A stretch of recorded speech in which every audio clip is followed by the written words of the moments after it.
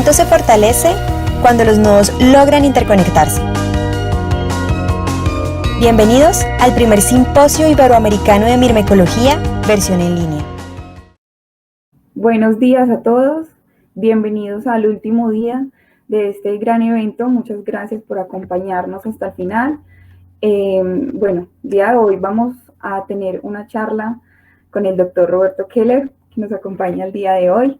Él es investigador postdoctoral, realizó su doctorado en la Universidad de Cornell en 2008. Actualmente trabaja como investigador asociado para el Museo Nacional de Historia Natural y Ciencia de la Universidad de Lisboa, Portugal. Su trabajo se centra en la biología evolutiva, morfología, anatomía comparada, y colecciones biológicas. El doctor nos acompaña el día de hoy con su charla titulada From Analog Morphology to Digital Morphology, morfología analógica, de morfología analógica a morfología digital. Entonces, doctor, te invito a compartir pantalla. Bienvenido. Muchas gracias. Gracias por acompañarnos. Tienes 35 minutos, 10 de preguntas. Okay. Entonces, cuando quieras. Perfecto. ¿Ya estamos? Sí, señor. Ya vemos tu presentación. Bueno, pues buenos días, Latinoamérica. Buenas tardes, Iberia. Antes que nada, yo quiero agradecer mucho esta invitación y decir que me siento muy honrado de poder estar aquí hablando con ustedes, y he disfrutado mucho todos los eventos, he seguido las pláticas y estoy fascinado con la manera también en que este evento ha sido organizado. Entonces quería agradecer a todas las entidades involucradas en la organización y en especial al Grupo de Estudio de Hormigas Tropicales por la invitación tan directa que me hicieron. Originalmente, para esta charla magistral nos invitaron a mí y al doctor Francisco Ita García, Paco. Paco trabaja en la universidad en Japón, y por cuestiones de cambio de horario él no nos va a poder acompañar, pero yo voy a dar la plática por los dos. Bueno, la plática pidieron que la diera en español. Voy a tratar de hablar lo más claro posible para que todo el mundo me entienda de manera correcta. Bueno, yo les quería hablar hoy de los cambios que ha habido en la manera en que nosotros estudiamos morfología. Y voy a hablar un poco en un sentido personal de mi trabajo, porque yo siento que yo he tenido la oportunidad de ver cómo ciertos cambios en la manera como nosotros trabajamos la morfología han sucedido en el área, y quería hablar de cómo las cosas han cambiado y cómo yo siento que el estado actual en el estudio de la morfología y el uso de los datos morfológicos se está volviendo cada vez mejor, más accesible y de más beneficio para nuestra comunidad en general de biólogos y en particular para la comunidad de las gentes que estudiamos hormigas. Como le decía, el doctor Francisco Ita, Paco, no nos acompaña. Mucho de lo que voy a hablar, sobre todo para el final, de tecnologías nuevas, son cosas que el doctor Paco, siendo que él está en el laboratorio de Evan Economo allá en Japón, tienen desarrollado, y por la manera como entonces las tecnologías digitales ahora nos permiten trabajar, es posible que yo trabaje remotamente aquí en Portugal y que tengamos también personas trabajando en Brasil, en Estados Unidos y en otros lados del mundo. Bien. Antes de hablar de morfología, y en especial hablar de morfología en hormigas, yo quería dar dos conceptos muy básicos, con los cuales yo quería hacer una analogía sobre cómo podemos ver la manera como ha evolucionado el estudio de la morfología en general y en hormigas en particular. El primer concepto es simplemente qué es lo que yo voy a llamar de analógico y qué es lo que voy a llamar de digital. De manera muy básica y muy abstracta, y esto aplicable a cualquier área, analógico quiere decir cuando nosotros lidiamos con valores que son continuos o señales que son continuos. Y digital quiere decir valores que son discretos, valores por los cuales nosotros podemos enumerar. De ahí la palabra digital, podemos seguir con nuestros dígitos. Un ejemplo más aplicado, por ejemplo, a morfología de hormigas, es algo muy simple. Si nosotros hablamos del largo del escapo en la antena de una hormiga, podemos decir que el largo es mayor, menor, que sobrepasa el largo de la cabeza o no. La longitud del escapo es un dato, es información analógica. También la forma del escapo, por ejemplo, si el escapo es recto o el escapo es curveado, sería una información de tipo analógica. Pero si hablamos, por ejemplo, de el número de segmentos en las antenas de una hormiga, si tiene 12, si tiene 6, si tiene 3, hablamos de que la información es de manera digital, es algo discreto que podemos cuantificar. Nosotros podemos, o en cualquier tipo de sistema, nosotros podemos pasar de una señal o de una información analógica a una información digital. Podemos hacer una conversión analógico-digital. Lo único que se requiere para hacer esto es determinar ciertos intervalos, por ejemplo, en este ejemplo, intervalos de tiempo, que normalmente son equivalentes, determinar un umbral, y en este caso, por ejemplo, cuando un valor de la señal analógica está por encima del umbral en cierto intervalo de tiempo, le podemos dar un valor, por ejemplo, de 1. Si está por debajo del umbral, le podemos dar un valor de 0. La conversión de una señal analógica a una digital nos permite más fácilmente trabajar con la información porque los datos digitales son más fáciles de trabajar cuando están cuantificados, porque también nuestras computadoras de análisis trabajan con datos digitales.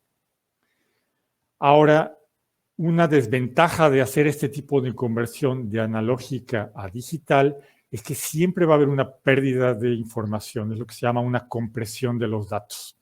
En este ejemplo que tenemos aquí, tenemos esta señal obtenida de esta manera y nosotros, si solo tuviéramos esta información, no podríamos pasar de vuelta a reproducir la señal analógica. Es posible que para los problemas que nosotros tenemos, la conversión digital sea suficiente, pero otra vez siempre va a haber una pérdida de información cuando nosotros pasamos de lo analógico a lo digital. Para dar un ejemplo concreto, en biología, de una conversión analógica digital es, por ejemplo, cuando nosotros codificamos caracteres y hacemos matrices de datos. Nosotros comenzamos con examinar la morfología de diferentes especies y nosotros determinamos caracteres, por ejemplo, podemos decir, la antena de esta especie es larga contra la antena de esta otra especie que es corta. Y nosotros hacemos matrices de datos que son muy útiles porque nos permiten, por ejemplo, hacer claves taxonómicas para identificación, nos permite hacer análisis para hacer filogenías morfológicas o filogenías en general. Y entonces, esta conversión analógica digital es algo que nosotros, cuando trabajamos en biología, hacemos todo el tiempo. Simplemente, por ejemplo, en sistemática le llamamos codificación de caracteres. Pero codificación de caracteres no es nada más que conversión de analogía digital. Y como les decía, esto nos permite, por ejemplo, analizar y entender gran cantidad de información de una manera ordenada y, por ejemplo, usarlo de una manera también computarizada para hacer cálculos que no sería posible hacerlos de manera manual. Sin embargo, incurrimos en esta pérdida de información. Por ejemplo, si nosotros tenemos un carácter que nos dice que algo es largo contra corto, sabemos que comparativamente estas dos características las tenemos hechas discretas y separadas, pero no sabemos el valor de cuándo específicamente quiere decir que algo es largo y cuándo es corto. Entonces, nosotros siempre tenemos que sacrificar algo de información para ganar algo de digitalización. Ahora, quería también hacer una pausa, un paréntesis aquí, para hablar de algo que no tiene que ver con biología, pero que yo considero útil para entender cómo ha sido la evolución del proceso en que nosotros trabajamos con los datos morfológicos y también con los datos moleculares. Voy a hablar de eso muy brevemente. Y eso es lo que se llama el código SPARS. SPARS son las siglas para la Sociedad de Servicios Profesionales de Grabación de Audio. Y la historia del código SPARS es un código de 3 valores, donde cada valor puede ser A para analógico o D para digital. Y el primer valor significa a cómo es grabado el audio, si es analógico o digital. El segundo valor significa cómo es hecha la mezcla del audio, o sea, la edición, tomar los distintos instrumentos musicales, ponerlos juntos, poner las diferencias de volúmenes, ese tipo de cosas. Y el último valor significa lo que se llama en las cuestiones de grabaciones de música, masterización, que es cómo entonces proveemos esa información. Y este tipo de código fue algo que surgió cuando comenzaron a surgir las tecnologías digitales en grabación y producción de música. Y es algo que comenzó a aparecer en los CDs de música, ya sea en la parte de atrás, venía el código aquí SPARS, ADD, o dentro del mismo CD. Y, por ejemplo, en este caso decía que la grabación era analógica, la mezcla digital, la masterización digital. ¿Ok? Ahora, esta diferenciación de si algo era analógico o digital, obviamente solo surgió cuando comenzó a haber tecnologías digitales en la música, pero el código se puede usar retroactivamente. Por ejemplo, si tenemos estos 2 sistemas analógicos de música, que yo creo que por la edad promedio de la audiencia aquí, solo personas como John Latke deben de saber qué clase de objeto es este. Pero si tenemos algo como un LP o un cassette de música, podemos decir que estos son medios AAA. La grabación fue hecha analógica, o sea, los instrumentos fueron grabados en un estudio, normalmente en cintas electromagnéticas. La mezcla de esta música también fue hecha de manera analógica, también una mezcla hacia cintas también normalmente electromagnéticas. Y el medio en el cual nosotros nos adquirimos la música y lo oímos es también un medio analógico. En el caso de un vinil o un LP, la señal está encodificada de manera física en los canales del disco. En el cassette está codificada de manera como diferencias en la señal electromagnética. Más importante es obviamente cuando estamos hablando en música de CDs, y entonces nosotros, sobre todo en la época de los 80s, podríamos ver que los CDs estaban marcados como ADD, por ejemplo, este CD, que otra vez quería decir que fue grabado de manera analógica, fue mezclado de manera analógica, pero el CD es digital. Y entonces los CDs siempre, en el código SPARS, la última letra va a ser digital. Después teníamos, por ejemplo, CDs que eran ADD, que quiere decir que fue grabado de manera analógica y después la mezcla digital. Pongo este ejemplo de este disco de los Beatles porque también quiero hacer algo importante aquí, que es que en esta conversión de datos analógicos a digital es posible ir al pasado y tomar cuestiones que fueron originalmente grabadas o mezcladas de manera analógica y hacer lo que se llama una remasterización digital. Entonces, por ejemplo, este es un disco de los Beatles que fue grabado en 1965, cuando no existían tecnologías digitales. Sin embargo, en la segunda mitad de los años 80 se toma esas grabaciones originales que están de manera analógica, se mezclan de manera digital y después se producen en un disco digital. Obviamente no se puede ir para atrás y volver a grabar de manera digital porque la grabación digital es analógica, entonces este disco siempre va a ser ADD. Y finalmente, obviamente, había esta cuestión de marketing en la medio de la música, de tratar de decir que algo era mejor porque se había vuelto y se había remasterizado. Entonces era una manera de vender la música diciendo que ahora la mezcla fue hecha digital y la cuestión es mejor. También ya en esa altura era posible directamente grabar de manera digital y entonces encontrábamos discos que ya decía que eran DDD. Bien. Ahora, ¿cómo se aplica, o están pensando ahora, cómo diablos se aplica esto a la morfología en este estudio? Bien.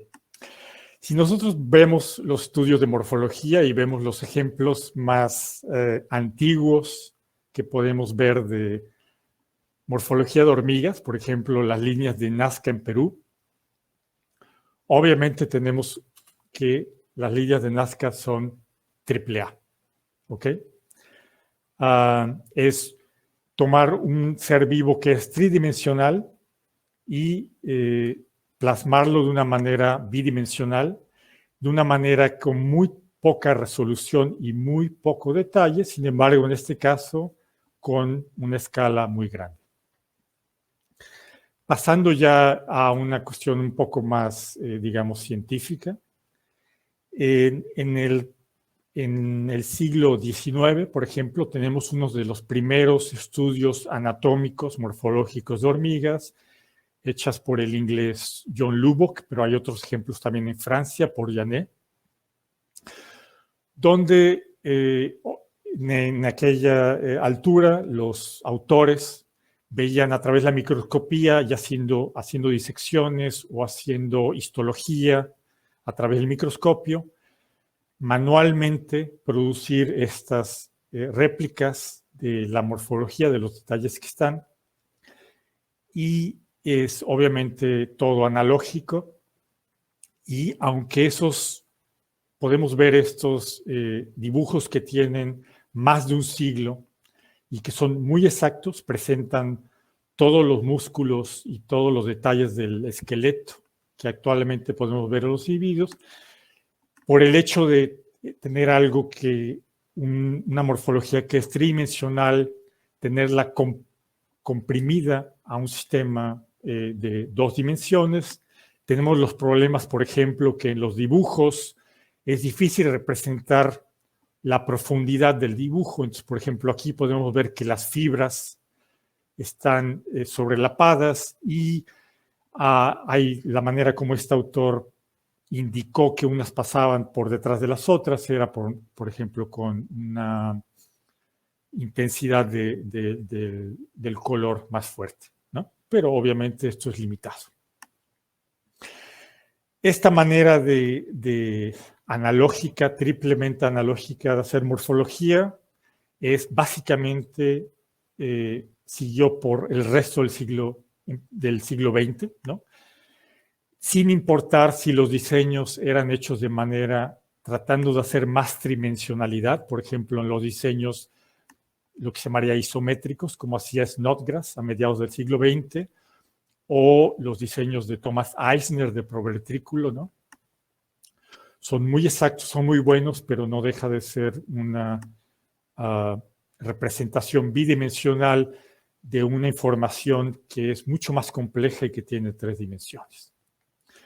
Y un problema, obviamente, de estas representaciones es que no podemos ir para atrás, volver y, por ejemplo, tomar este dibujo del proventrículo de Eisner, darle la vuelta y verlo por atrás, ¿no?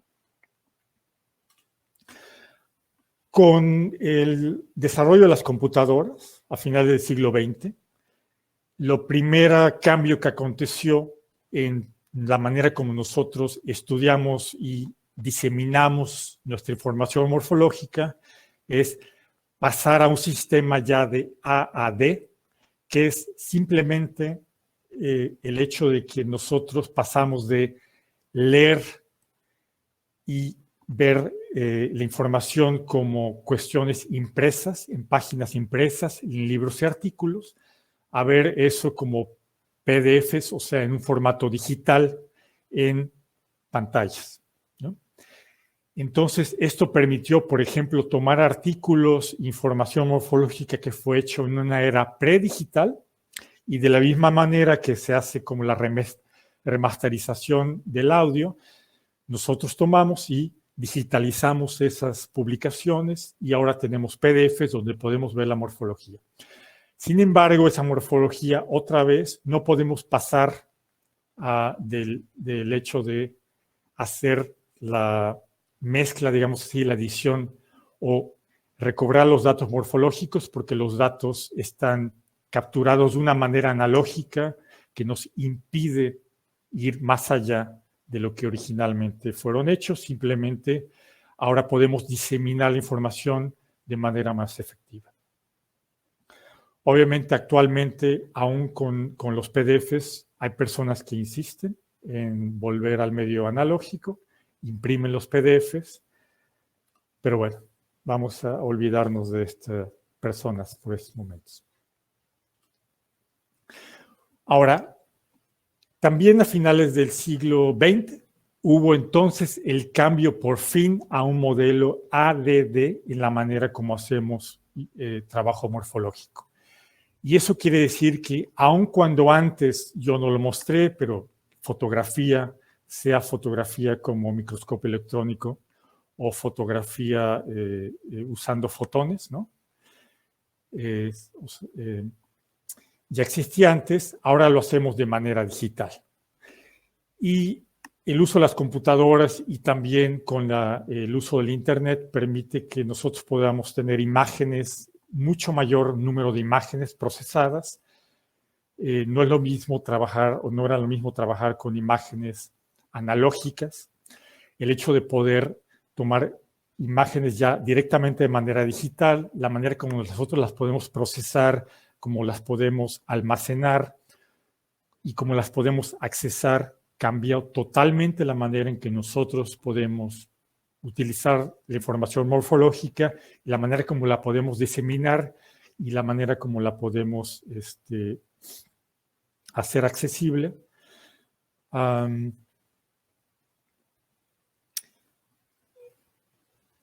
Esto también permite que la manera, obviamente, lo importante de tener esta letra D de mezcla es que esa información se queda abierta en el sentido de que uno puede hacer un estudio donde toma la información, las imágenes digitales para algún fin especial, pero después, si las imágenes digitales están disponibles, por ejemplo, en un sitio como OneWeb, otras personas pueden tomar esas imágenes y usarlas en sus trabajos para, digamos, remezclarlas y reeditarlas y usar esa información de manera nueva, de una manera diferente a la cual la persona que originalmente tomó la información le dio aquel uso. Sin embargo, esta manera ADD de hacer morfología sigue teniendo limitantes porque sigue siendo, aun cuando tomar las imágenes de manera digital es mucho más eficiente, sigue siendo un proceso tedioso. Para dar una idea, cuando yo hice mi trabajo de doctorado en 2008, yo tuve acceso al microscopio electrónico, fue basado en microscopio electrónico, y la manera como yo seguí el trabajo es, para cada una de las especies que yo estuve trabajando, producí una serie de imágenes de microscopio electrónico barrido, y obviamente, como yo necesitaba ver todos los ángulos posibles para sacar la mayor cantidad de información posible, para cada individuo yo tenía que hacer una media de 35 imágenes diferentes, ¿no?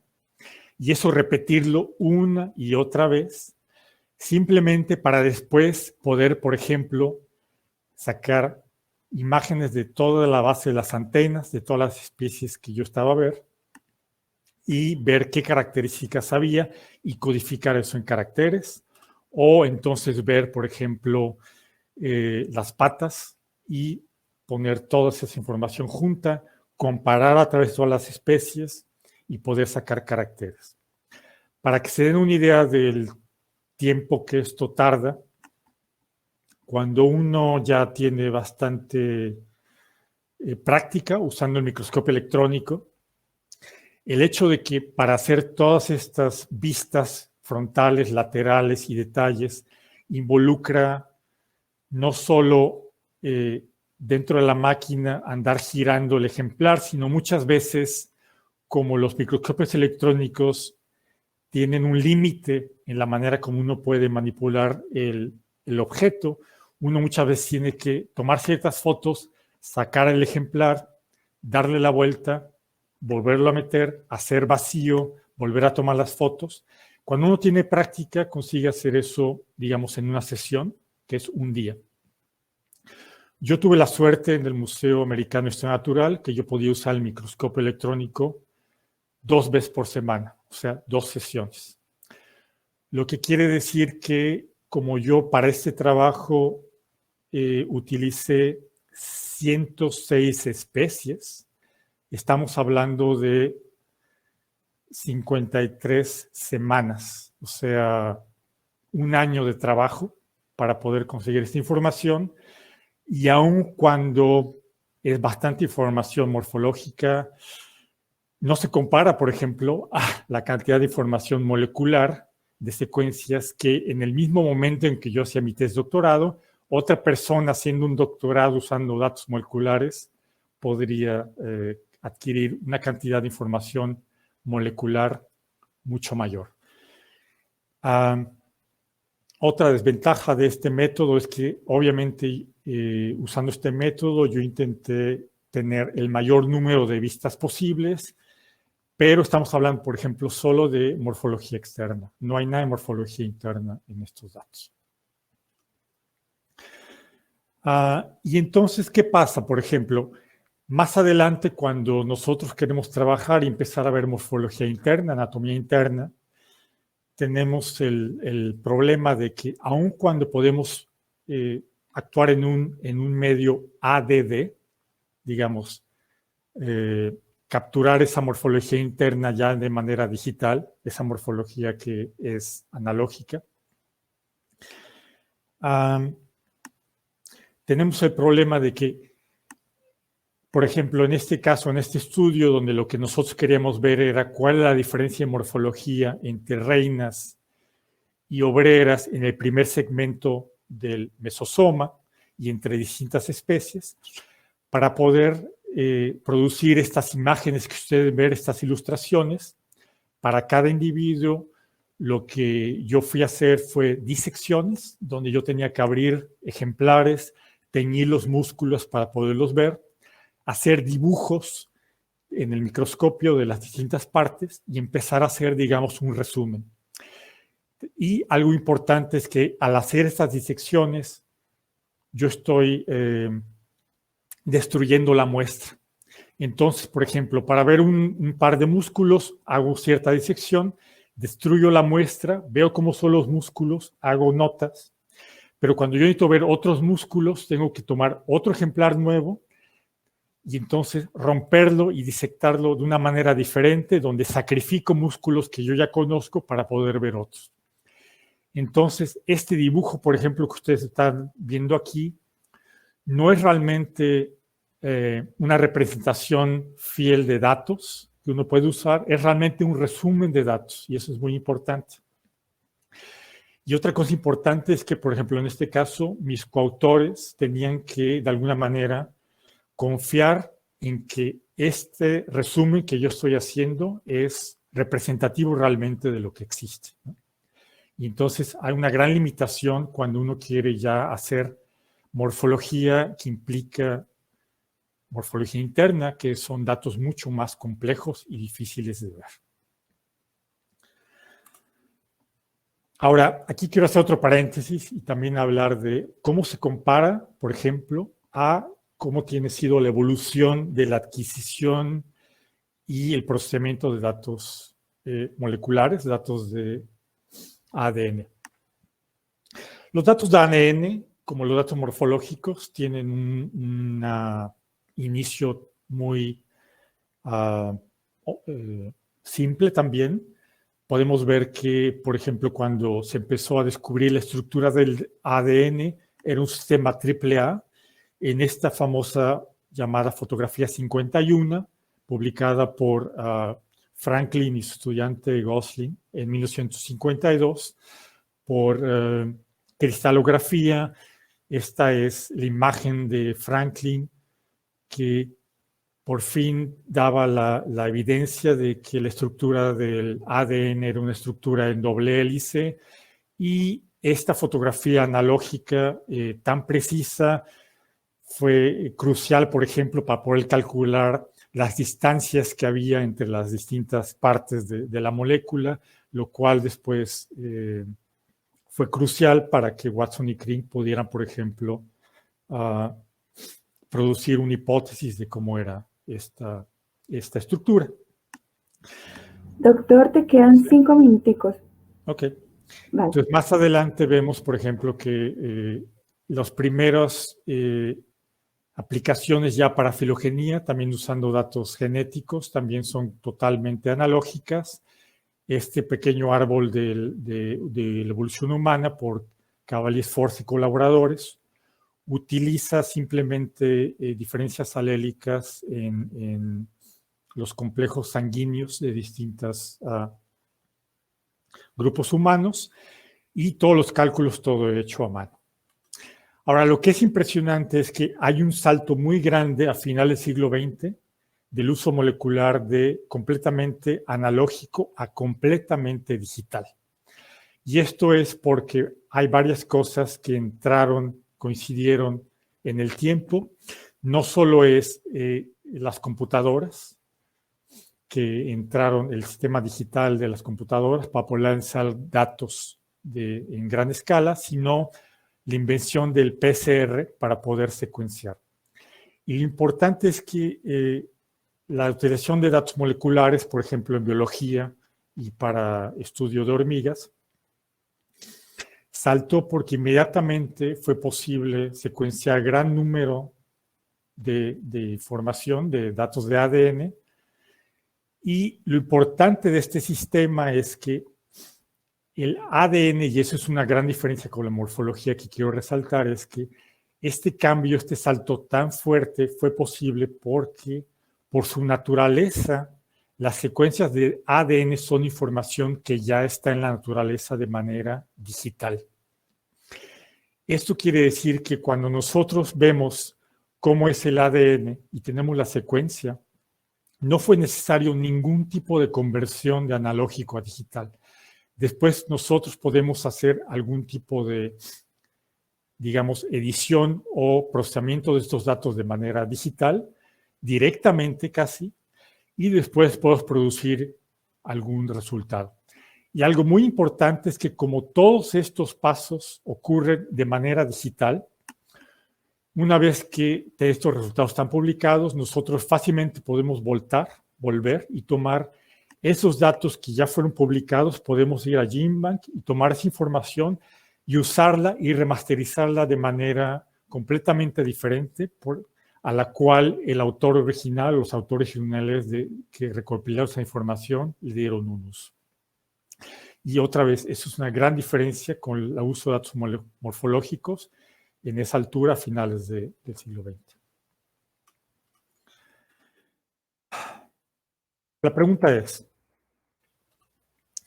¿podemos tener morfología DDD?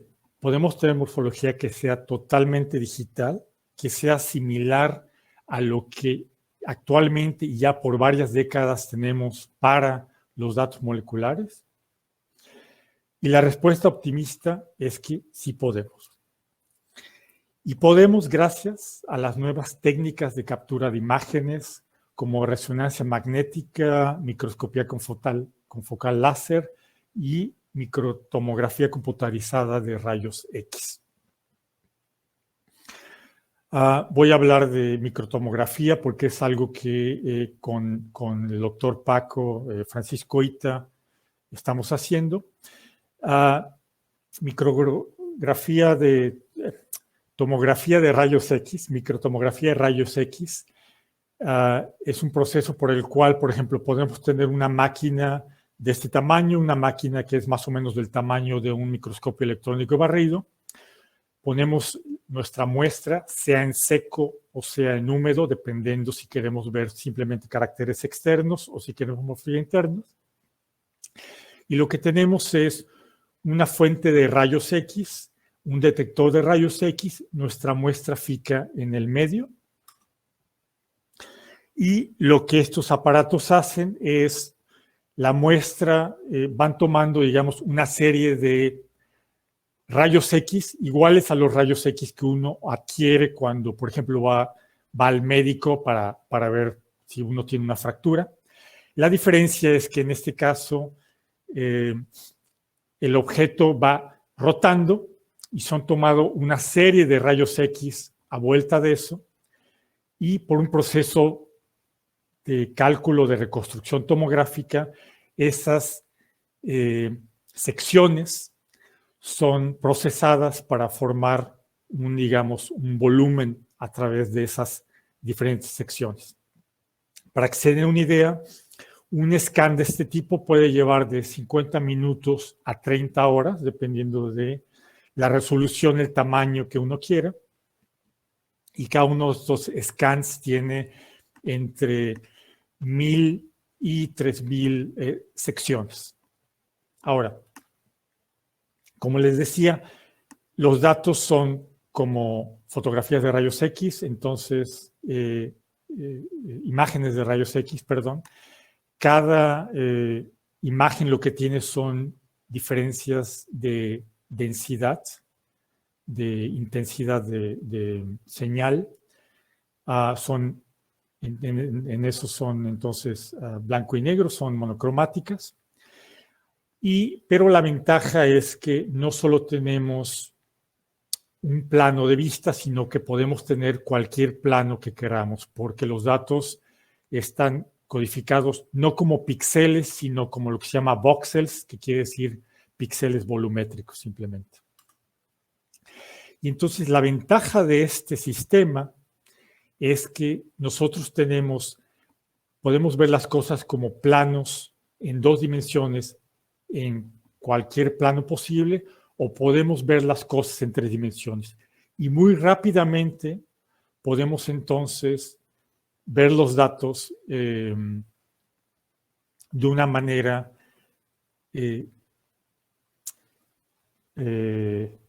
digamos, procesar los datos para verlos de cualquier ángulo, ver cualquier posición, cualquier sección, de una manera que no es posible cuando, por ejemplo, nosotros tomamos una fotografía, una imagen de microscopio electrónico, por ejemplo.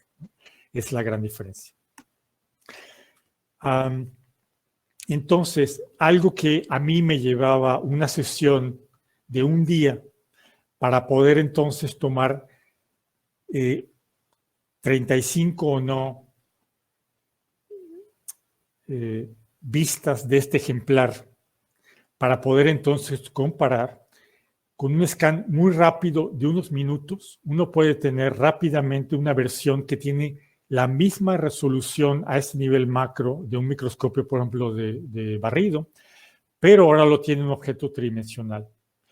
Obviamente la ventaja de esto es que uno puede ver cualquier posición que uno quiera, hasta ver posiciones o vistas que uno no pensó que iba a necesitar, ¿no?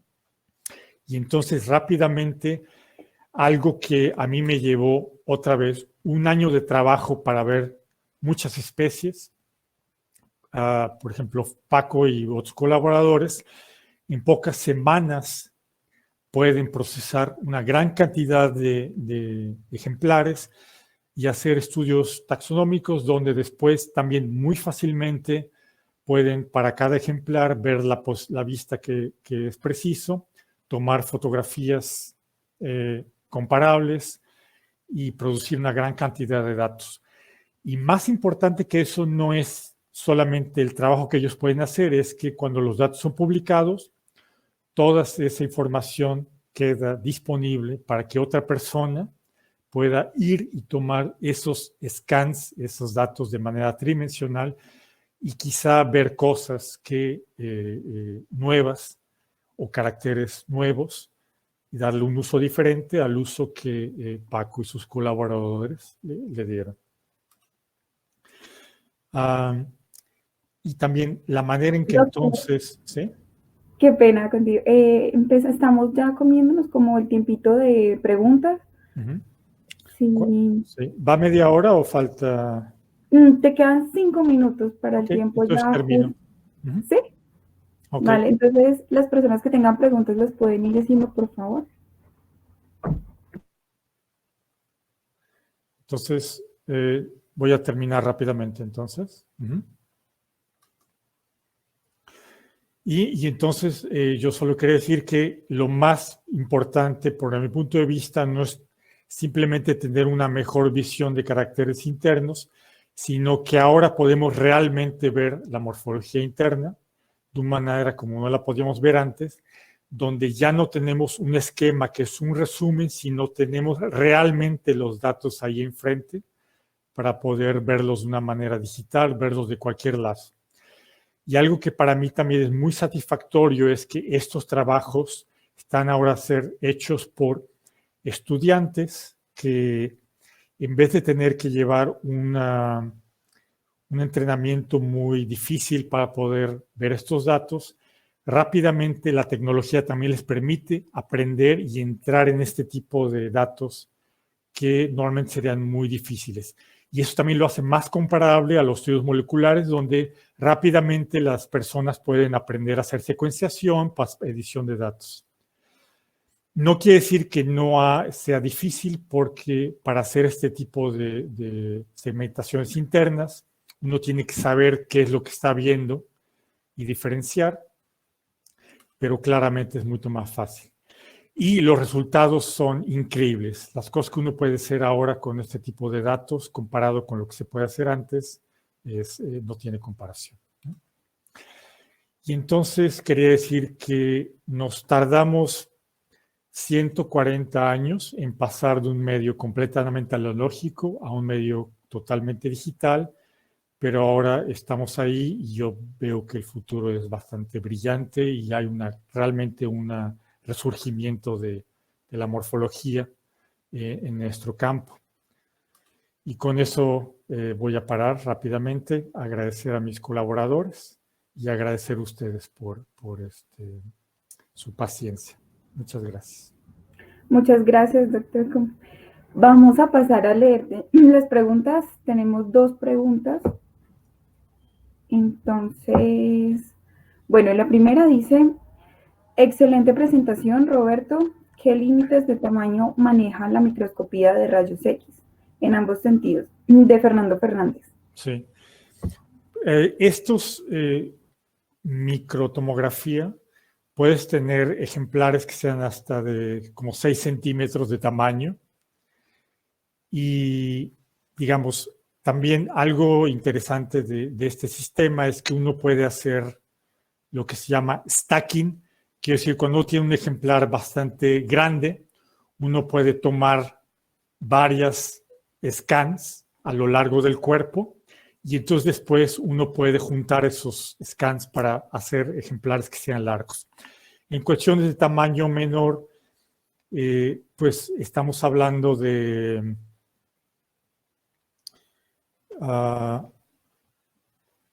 digamos, es suficiente para ver cuestiones de la anatomía interna, por ejemplo, de la cabeza de las hormigas más pequeñas que uno tenga.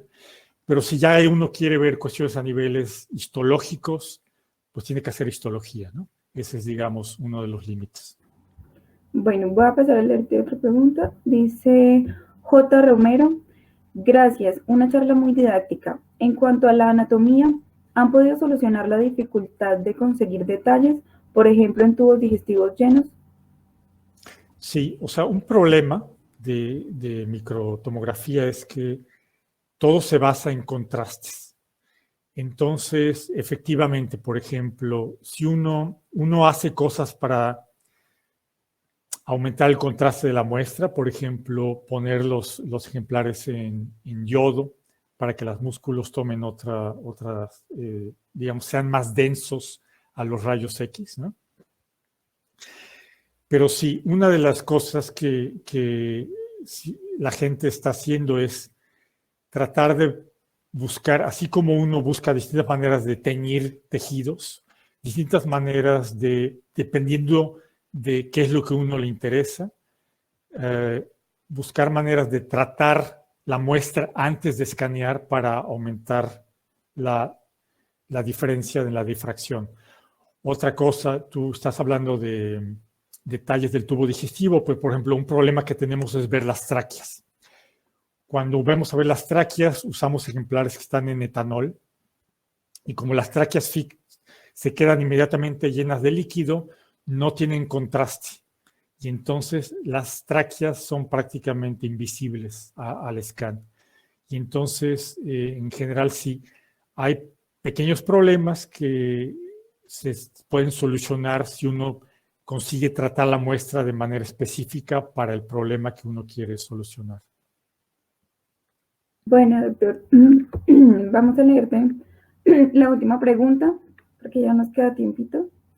Dice, excelente presentación y aproximación. De lo análogo a lo digital, a menudo de por medio.